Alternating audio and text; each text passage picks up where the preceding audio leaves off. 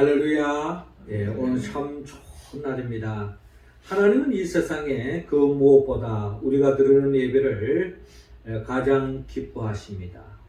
이 시간 우리 예배를 통하여 하나님께는 영광이요, 우리 모두에게는 하나님이 내려주신 그 은혜와 은총을 받아서 한 주간도 천국을 꿈꾸고 이 땅에서 그 하나님의 나라의 기쁨을 누리며 전파하며 살아가는 우리 모두가 되기를 주의 이름으로 축원합니다.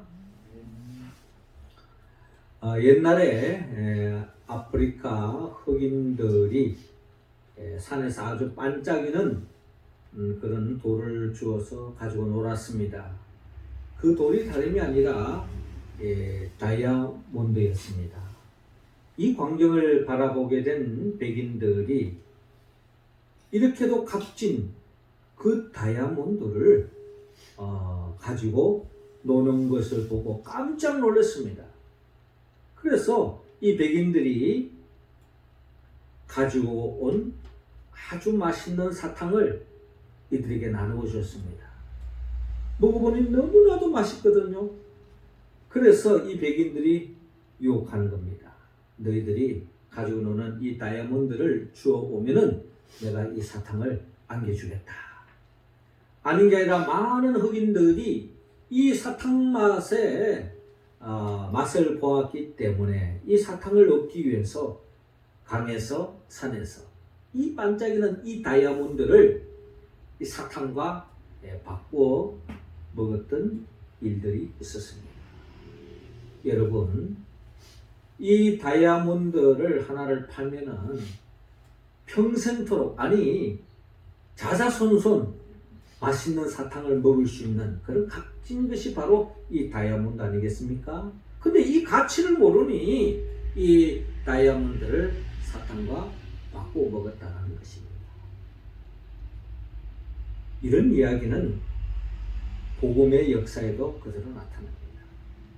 예수님이 누구인지 모르고 예수님이 얼마나 이 세상 그 무엇과 비교할 수 없는 값진 분이요 최고의 가치인 그 예수님을 알지 못하면 예수님을 저버리고 예수님을 붙잡지 않고 세상을 붙잡고 세상을 향하여 달려가는 사람들이 이 세상에 얼마나 많은지 모릅니다. 그렇기 때문에 우리는 예수가 누구인지 바로 알아야 된다는 겁니다. 다이아몬드와는 비교할 수 없는, 아니 이 세상에 그 무엇과 비교할 수 없는 그 예수님을 진정 알 때에 우리는 주님을 따를 수 있고 주님을 증거함으로 더없이 하나님께 영광 돌리고 하나님이 예비해 놓으신 그 복을 우리는 충만히 받아 누릴 수 있다는 것입니다. 오늘 성경의 본문의 말씀은 예수님이 누구인가를 바로 알고 그 예수님을 증거함으로 하나님께 영광 돌리는 사람들의 이야기를 오늘 성경의 본문에 기록되어 있습니다. 오늘 본문을 통하여 우리는 예수님이 다시 한 번 더 누구인가를 우리 마음속에 새기고 또 그 주님을 따름으로 인하여 하나님의 나라를 맛보고 그 하나님의 나라를 맛보게 하신 그 주님을 증거함으로써 증인으로서 삶을 삶으로 주님과 함께 이 땅에 하나님의 나라를 확장해 가는 우리의 모습이 되기를 하나님은 원하고 있습니다. 자, 그렇다면 오늘 본문을 통하여 우리가 영원히 따라야 할, 붙잡아야 할, 증거해야 할 예수님은 누구입니까? 오늘 본문 29절을 통하여 우리 주님은 하나님의 어린 양이라고 말씀하고 있습니다. 29절 말씀 우리 같이 한번 읽어봅시다. 시작. 이튿날 요한이 예수께서 자기에게 나오심을 보고 이르되 보라 세상 죄를 지고 가는 하나님의 어린 양이로다. 아멘.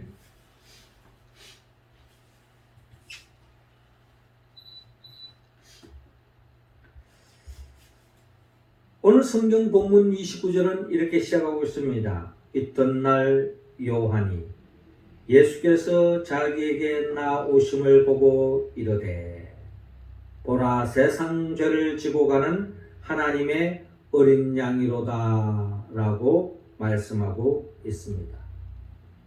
아마도 세례 요한은 이미 예수님께 세례를 베풀었습니다. 그 세례를 받은 그 예수님을 향해서 세례 요한이 증거합니다. 보라 세상 죄를 지고 가는 하나님의 어린 양이로다 라고 말씀합니다.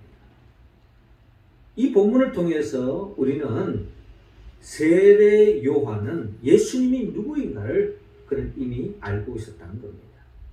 특별히 30절 보니까 내가 전에 말하기를 내 뒤에 오는 사람이 있는데 나보다 앞선 것은 그가 나보다 먼저 계심이라 한 것이 이 사람을 가리킴이라 라고 말씀합니다. 아마도 세례 요한은 나이로 본다면 예수님보다 먼저 태어났잖아요.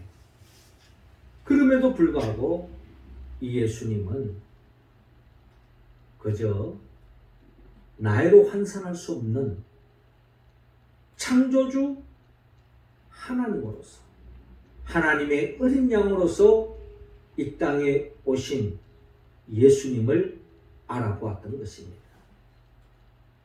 세례 요한은 그 누구보다도 죄의 심각성을 그는 알고 있었습니다. 죄를 짓고는 진정한 복을 누릴 수 없기 때문에 죄를 품는 그 순간에 하나님의 나를 잃어버리기 때문에 죄를 품는 그 순간에 결국 불행을 향하여 달려갈 수밖에 없고 결국은 심판의 대상이 될 수밖에 없기 때문에 한 사람이라도 그 죄로부터 심판으로부터 건지기 위해서 세례 요한은 요단강에서 회개를 촉구하는 세례를 베풀었던 것이 바로 세례 요한이었습니다. 그러나 아무리 세례를 베푼다고 해서 세례를 받는다고 해서 죄의 문제가 완전히 해결되는 것이 아닌 것을 그는 이미 알았기 때문에 이 진정한 이 죄의 문제를 해결해 줄 수 있는 사람이 누구인가? 그는 그분을 기다렸고 그분을 이스라엘 백성들에게 가르쳐 주기 위해서 요단강에서 세례를 베풀었는데 그 과정 속에서 그는 예수님이 하나님의 어린 양이라는 것을 깨닫게 된 것입니다. 이분이야말로 우리의 죄의 문제를 근원적으로 해결해 줄 수 있는 분이신 것을 그는 깨달았기 때문에 보라 세상 죄를 지고 가는 하나님의 어린 양이로다 라고 지금 세례 요한은 증거하고 있는 것을 바라볼 수 있습니다. 하나님의 어린 양, 이 하나님의 어린 양의 의미는 우리는 지난 주간에 출애굽기 말씀을 우리가 읽었는데요. 그 출애굽기 말씀 속에 우리가 잘 아는 출애굽기 12장에 보면은 하나님께서 죄로 물들어 있는 그 애굽 땅을 심판하려 했습니다.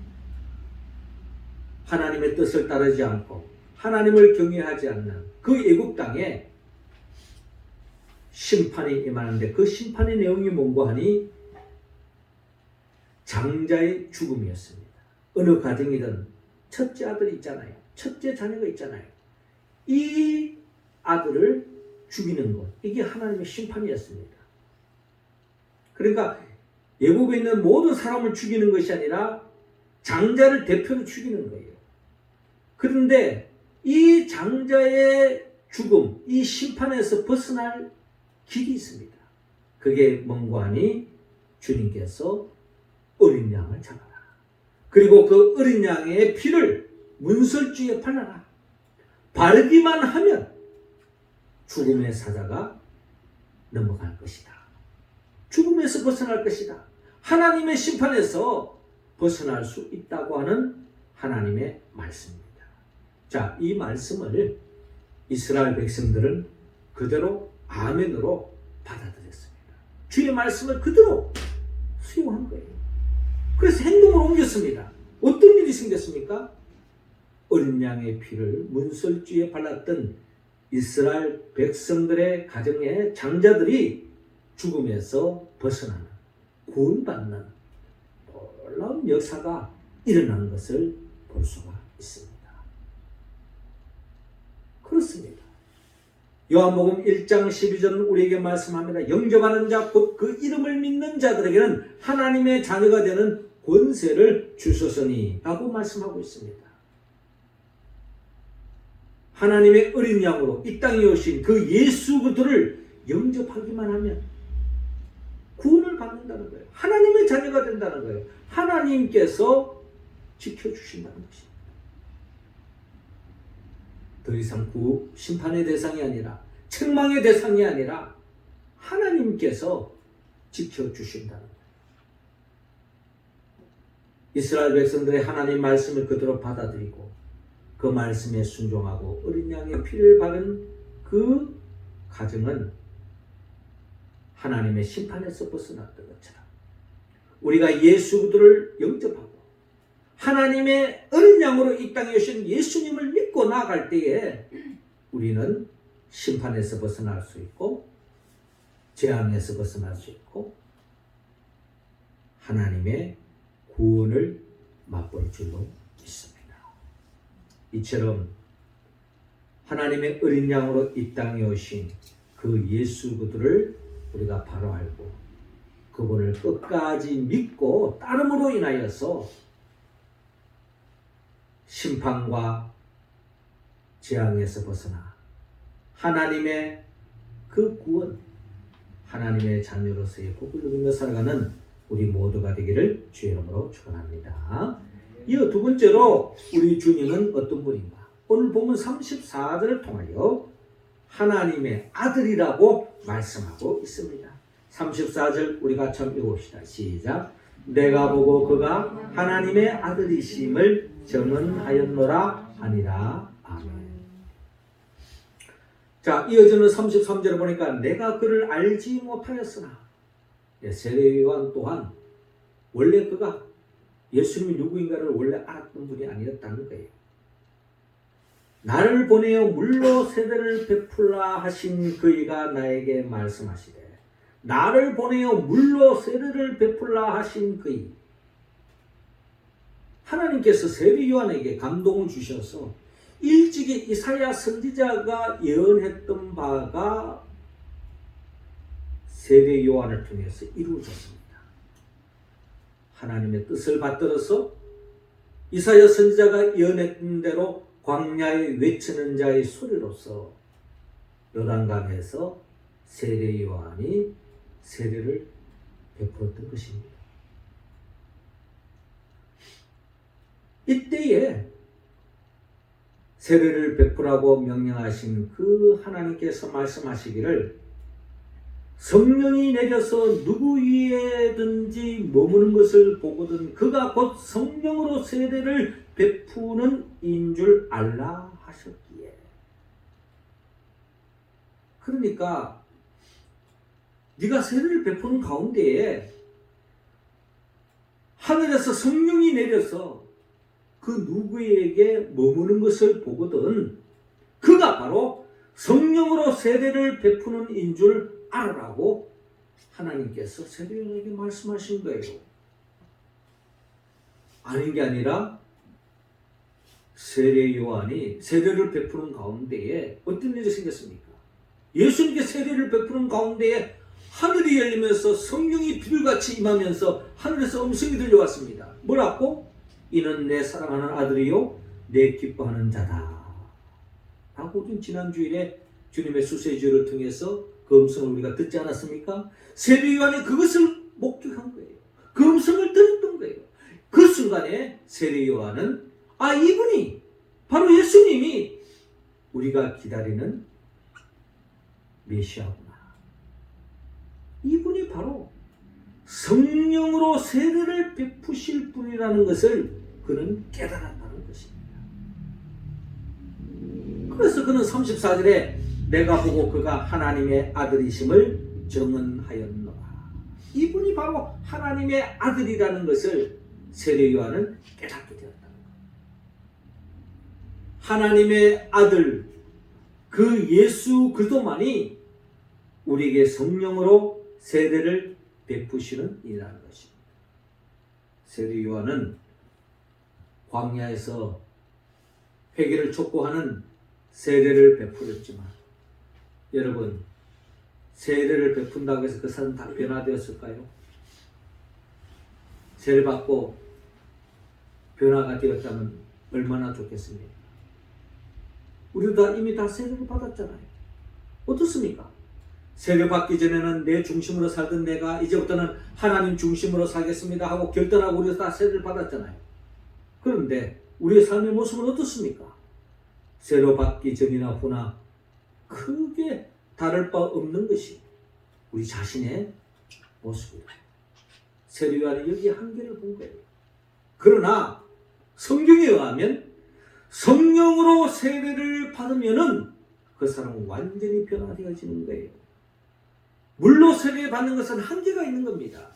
성령으로 세례를 받은 자만이 진정 거듭날 수 있고, 진정 하나님의 뜻대로 살 수 있고, 하나님의 자녀던 삶의 길로 나아갈 수 있는 것입니다. 누가 이 성령의 세례를 베푸시느냐? 예수님만이, 하나님의 아들이신 예수님만이 할 수 있는 거예요. 하나님의 아들로 이 땅에 오신 예수님이 성령의 세례를 베풀어 주실 때에 우리는 완전히 변화되어 줄 수 있는 거예요. 거듭날 수가 있는 겁니다. 주님처럼 하나님의 자녀가 될 수 있다. 새롭게 변화되어진다는 겁니다. 물로 세례받는 것은 한계가 있다. 그래서 세례 요한은 예수님이야말로 하나님의 아들이구나, 하나님의 아들, 성령으로 세례를 베푸신 그분만이 우리를 진정 구원할 수 있는 분이십니다. 이 주님을 향하여 요한복음 3장 16절 17절은 이렇게 말씀합니다. 하나님의 세상을 이처럼 사랑하사 독생자를 주셨으니 이는 그를 믿는 자마다 멸망하지 않고 영생을 얻게 하려 하십니다. 하나님이 그 아들, 하나님의 아들을 세상에 보내신 것은 세상을 심판하려 하심이 아니요 그로 말미암아 세상이 구원을 받게 하려 하심이라 라고 말씀합니다.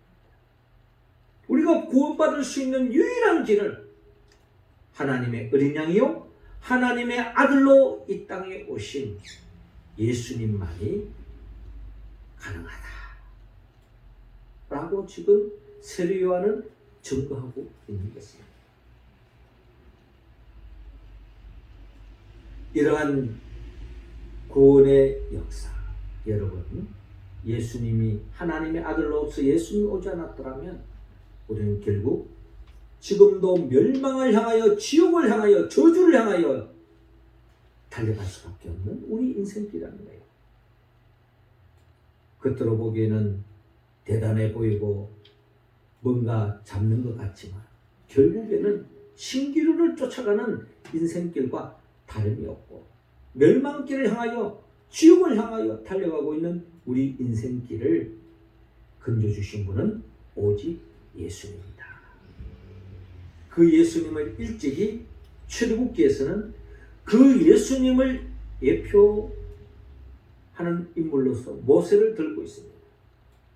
여러분, 이스라엘 백성들이 모세의 인도함을 받지 않았다면, 모세가 이끌지 않았더라면 아마 그들은 끊임없이 애굽에서의 삶을 살다가 애굽에서의 삶으로 끝났을 것입니다. 애굽에서의 삶, 이스라엘 백성들이 애굽에 처음 정착할 때는요, 아주 살기 좋았습니다. 너무나 평안했어요. 그러나 여러분, 시간이 지나면 지날수록 그들의 삶은 피폐해지고 결국에는 죽음이 엄습이고 자식을 낳아도 기를 수 없고 사내 아이들은 다 죽여야 하는 비극적인 비극의 역사가 이스라엘 백성들에게 계속 이어지는 거예요. 결국 이것은 하나님의 뜻이 아니기 때문에 하나님께서 모세를 들어서 모세를 통하여 이스라엘 백성들을 출애굽을 하였어. 결국 하나님의 자녀답게 살 수 있도록 적과 꿀이 흐르는 땅, 약속의 땅으로 인도해 가는 과정을 우리는 지난주 출애굽기 말씀을 읽으면서 우리가 누렸던 말씀 아닙니까? 이처럼 주님만이 우리의 참목자요, 주님의 인도하심을 따를 때에 우리는 진정 하나님의 자녀답게 잃어버린 하는 날을 되찾고 멸망하지 않고 영생으로 나아가는 그와 같은 역사가 일어날 줄 믿습니다. 그렇습니다. 하나님의 아들로 이 땅에 오신 예수님만이 우리의 목자입니다. 그 주님을 따라야만 우리는 진정한 구원을 누릴 수 있고 진정한 행복을 누릴 수 있고 영원한 생명을 잇대어 살아갈 수 있는 것입니다.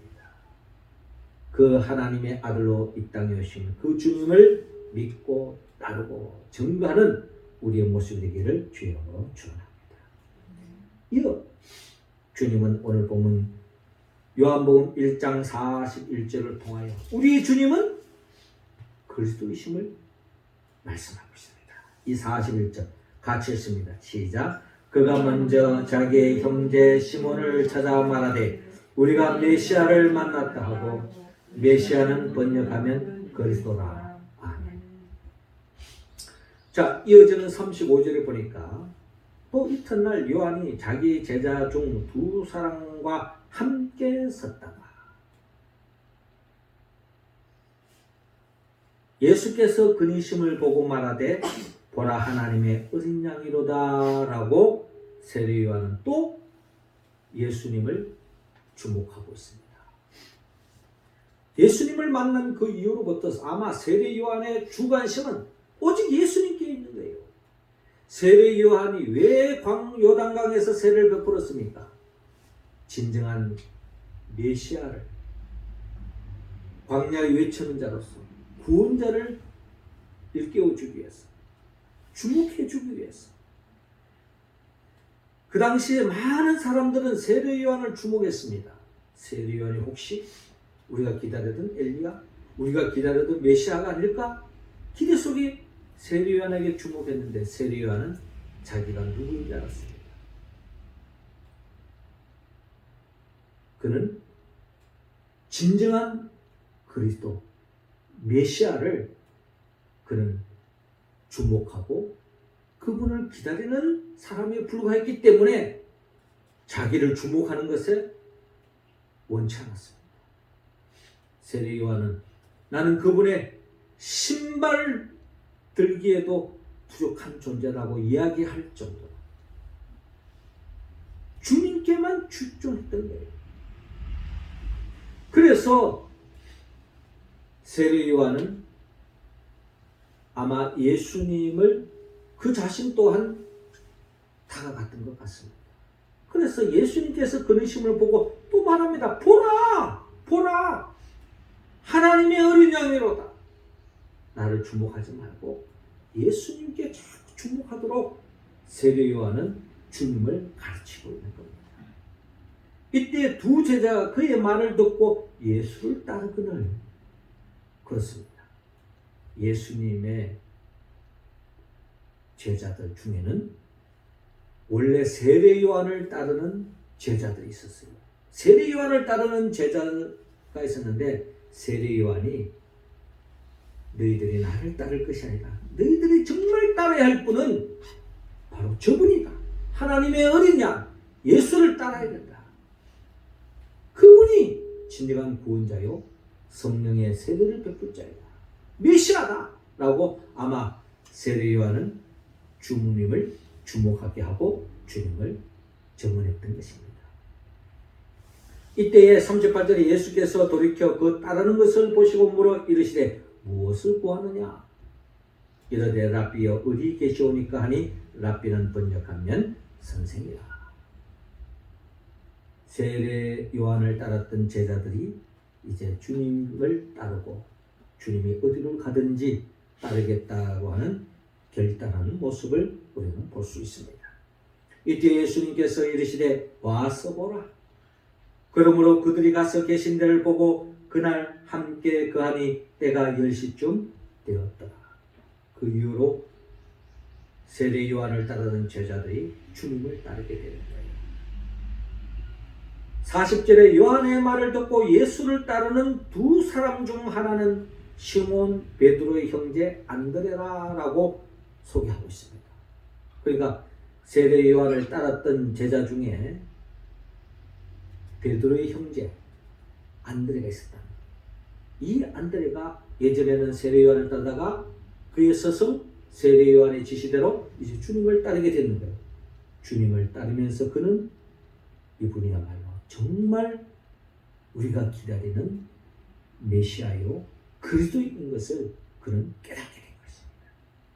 그래서 41절에 그가 먼저 자기 형제 시몬을 찾아 말하되 우리가 메시아를 만났다. 우리가 메시아를 만났다. 메시아를 번역하면 그리스도다. 그렇습니다. 이스라엘 역사 속에 아담과 하와가 에덴 동산에 쫓겨난 이후로부터 모든 인류 역사에 절대 갈망, 절대 관심, 언제 메시아가 올 것인가? 우리 구원자가 언제 올 것인가? 다시 에덴 동산으로 하나님 나라를 회복시켜 주실 분이 그 메시아가 언제 오실까? 이게 바로 성경의 역사예요. 오랫동안 이스라엘 백성들의 갈망이었습니다. 그 메시아를 우리가 만났다라고 안드레가 시몬에게, 장차 베드로에게 전가하는 것입니다. 아마 이 소식을 듣고 시몬은, 즉 베드로는 주님을 따르는 그런 결정적인 계기가 됐던 것입니다. 그래서 42절에 데리고 예수께로 오니 예수께서 보시고 이르시되 내가 요한의 아들 시몬이니 장차 게바라 하리라 하시니 게바는 번역하면 베드로라 라고 말씀합니다. 그렇잖아요.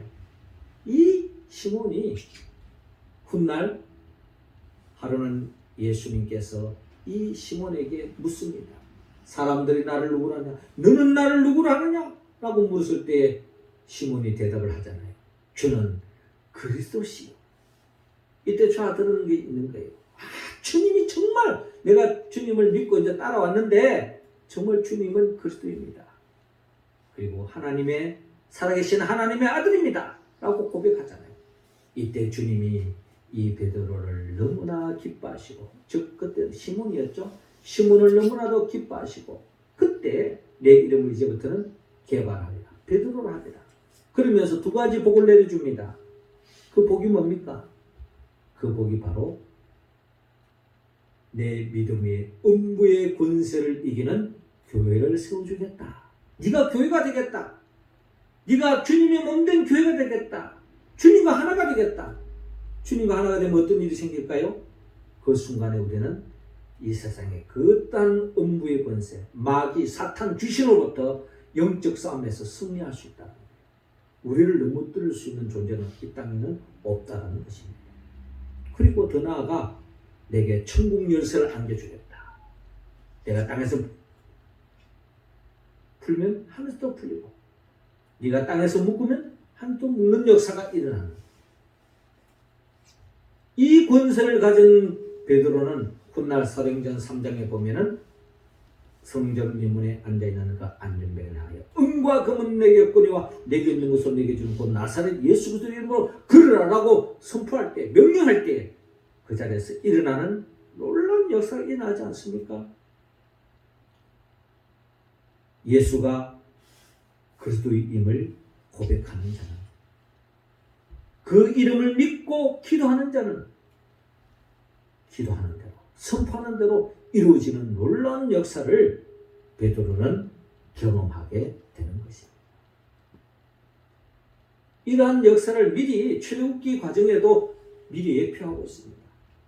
모세가 하나님을 전적으로 믿고 의지하여 나아갈 때, 여러분, 이스라엘 백성들이 출애굽을 하여서 가나안에 가는 과정 속에 많은 장애물이 있었어요. 그 장애물 중에 첫 번째 장애가 바로 홍해였습니다. 그러나 여러분 아시다시피 모세가 하나님을 의지하여 기도의 손을 높이 들 때에 홍해가 갈라지는 역사가 일어나는 거예요. 홍해가 갈라지는, 앞에 가로막혔던 것들이 무너지는, 문이 열리는 역사가 일어나는 거예요. 뿐만 아니라 그들이 가는 과정 속에서 또 장애물이 있습니다. 출애굽기 17장에 보면 아말렉 족속들이 이스라엘 백성들 가는 길을 가로막잖아요. 그때에 또한 모세가 하나님의 능력을 믿고 기도의 손을 올립니다. 올릴 때마다 여호수아가 이끄는 군대가 아말렉과의 싸움에서 이기는 거예요. 그러나 모세 또한 육신의 몸을 가지고 있는데 자꾸 팔이 내려옵니다. 나이도 들고 팔에 힘이 없는 거예요. 그때 아론과 홀이 함께 기도할 때, 하나님을 의지할 때 하나님의 능력으로 여호수아가 이끄는 군대가 결국 승리하여서 약속의 땅을 향하여 계속 전진하는 것을 우리가 바라볼 수 있습니다. 모세는 이때 하나님을 의지할 때에 능치 못하는 것을 경험했던 것입니다. 이스라엘 백성들이 나아가는 그 과정 속에 하나님을 의지할 때 하나님께서 모든 것을 다 채워주시는 거예요. 그렇지 않습니까? 이스라엘 백성들이 농사 지어가면서 양식 구해가면서 출애굽한 게 아니에요. 하나님 떠나랄 때 떠났습니다. 양식 가지고 떠난 게 아니에요. 하나님께서 그때마다 만나와 메추라기를 공급해 주신 것입니다. 낮에는 구름 기둥으로, 밤에는 불 기둥으로 그들의 가는 길을 지켜주시는 거예요. 그리고 반석에서 물이 나와서 그 광야 여정 속에도 목마르지 않고 행진할 수 있었던 것입니다. 이 모든 게 하나님의 은혜였던 것입니다. 그 은혜 속에 이스라엘 백성들은 마침내 가나안 땅으로 들어가는 놀라운 역사가 일어났던 것입니다. 그러게 요한복음 10장 10절은 말씀합니다. 도둑이 오는 것은 도둑질하고 죽이고 멸망시키는 것뿐이요 내가 온 것은 양으로 생명을 얻게 하고 더 풍성히 얻게 하려는 것이라. 우리가 그리스도를 붙잡지 않으면 마귀는 우리를 넘어뜨립니다. 우리를 삼킵니다. 우리의 소중한 것을 다 빼앗아가 버립니다. 하나님의 나라를 빼앗아가 버리고 하나님의 생명을 빼앗아가 버리고 결국 정령 죽을 수밖에 없는, 멸망할 수밖에 없는, 불행할 수밖에 없는 삶의 길로 갈 수밖에 없는 거죠. 그러나 주님이 이 땅에 온 이유가 뭐예요? 예수님이 그리스도로 오신 이유, 결국 이런 마귀로부터 더 이상 빼앗기지 않도록, 소중한 것을 다시 빼앗기지 않도록, 또 이런 것을 다시 되찾을 수 있도록 하기 위해서 주님이 이 땅에 오신 것입니다. 이스라엘 백성들에게 참된 복을 안겨주기 위해서 가나안 땅으로 인도하신 것처럼 말입니다. 우리는 그 메시아, 그 그리스도를 붙잡고 나아갈 때에 하나님께서 우리에게 더 없는 복을 안겨주신다.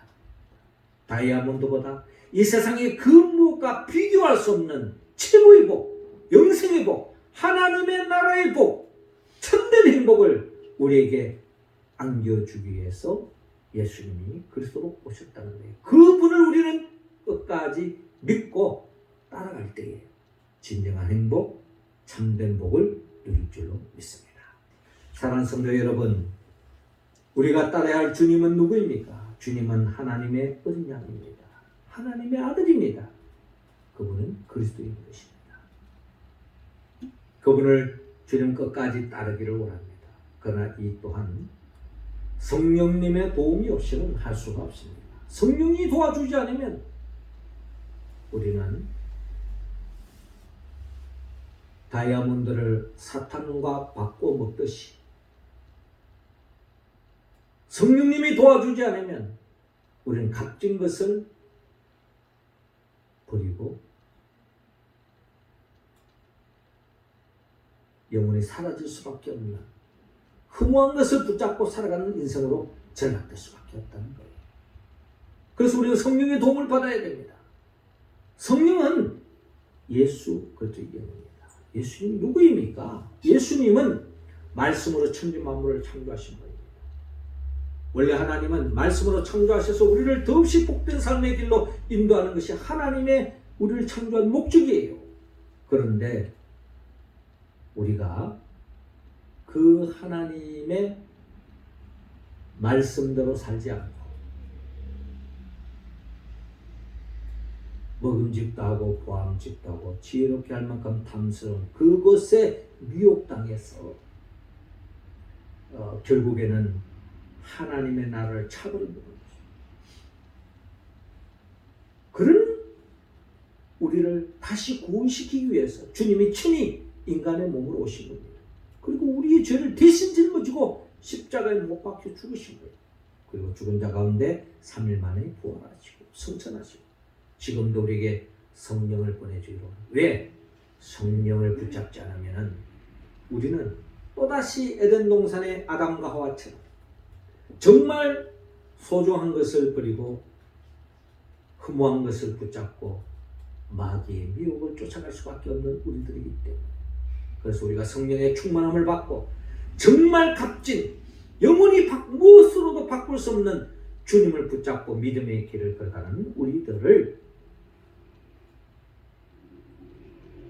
영원한 천국으로 인도하기 위해서 장차 재림하여 오신 그 예수 그리스도, 그분의 영보에서 성령의 도움을 받아서 우리가 하나님의 어린 양으로, 하나님의 아들로, 메시아로, 그리스도로 이 땅에 오신 그 주님을 믿고 따르고 증거함으로써 진정한 하나님께 영광 돌리고 주님과 함께 이 땅에 하나님의 나라를 확장해가는 우리 모두가 되기를 주의 이름으로 축원합니다. 기도하겠습니다. 하늘에 계신 우리 아버지, 이 시간 우리 한 사람 한 사람에게 성령의 기름을 부어주시고 성령 충만함으로 예수님이 누구인지 바로 알고 그 주님을 끝까지 따르고 증거함으로 헛된 것과 바꾸지 않는 진정한 값진 주님을 붙잡음으로 참된 복을 누리며 살아가는 우리 모두가 되게 하옵소서. 예수님의 이름으로 기도하옵나이다.